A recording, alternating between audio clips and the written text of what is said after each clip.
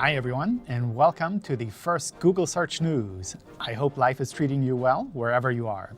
I'm your host today, John Mueller, here from Google Zurich in mostly sunny Switzerland. With this show, we want to give you a regular summary of what's been happening around Google Search, specifically for webmasters, publishers, and SEOs. If you'd like to stay up to date, make sure to subscribe to the channel. Today, we'll be covering Search Console, changes in nofollow links, some new meta tags to watch out for, and a bit more. Google Webmaster Tools, Search Console, made a big step towards moving over to their new interface recently.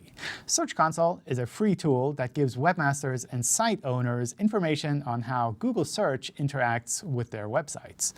The most visible change is that the old homepage and dashboard are now replaced with a new one.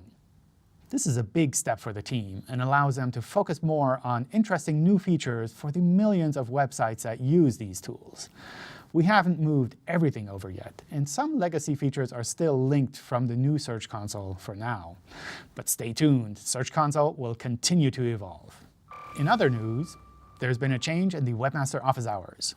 The Webmaster Office Hours are a way for anyone to chat with a Google employee about their website and Google Search.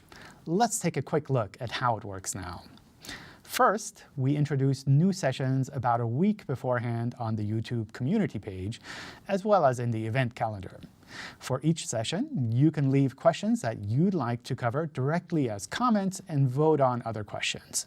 Once the session starts, we'll add the link to the live video conference as a comment, and you're welcome to join in person to ask, elaborate, or just discuss. These sessions are recorded, and the recordings added to our YouTube channel afterwards. Everyone is welcome to join. 15 years ago, we introduced the rel nofollow attribute on links. The web has evolved significantly since then, so recently we gave it a bit of a revamp and expanded it. Google announced two new attributes for outbound links. These are rel equals sponsored and rel equals UGC. The first, rel equals sponsored, is for advertisements, sponsorships, and the like. The other, rel equals UGC, is for links created by your users in user-generated content. All of these are considered hints for ranking purposes. Starting March 2020, we'll also be treating these as hints to help us discover new pages. This helps us to better understand the web overall. Existing sites don't need to make any changes, but being clearer with rel equals UGC and rel equals sponsored is an option. If you're unclear about which attribute best fits, drop by the Webmaster Help Forum. Recently, Google changed when review stars are shown in search results. The change has two parts.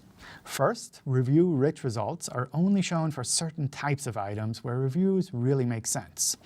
Additionally, if a local business, organization, or subtype of these includes reviews about itself on its own website, those would not be shown in search.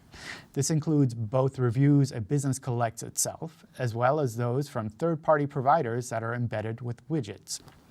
Reviews about other supported items continue to be shown as before. Curious to find out more? Check out the blog post linked below. On September 24th, Google announced a set of new meta tags that give publishers globally the ability to express preference regarding how much of their page's content is shown as a preview in search results. In particular, there are meta tags that let you specify how many characters may be shown in a text snippet, whether and how large an image preview may be, and how long a video preview may be shown. Additionally, there's an HTML attribute that can be used to restrict parts of text from being shown as a preview. We call it the Data No Snippet attribute. That feature will become available later this year.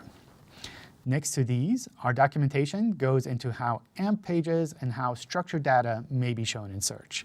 I'll link to the documentation in the description below. In other news, we've been holding a number of webmaster conferences worldwide in places like Kuala Lumpur, Bali, Ho Chi Minh City, and Sapporo, Japan, with more locations lined up. These events are made for local webmasters and generally run by Googlers from offices close by. If you see one nearby, feel free to register and say hi.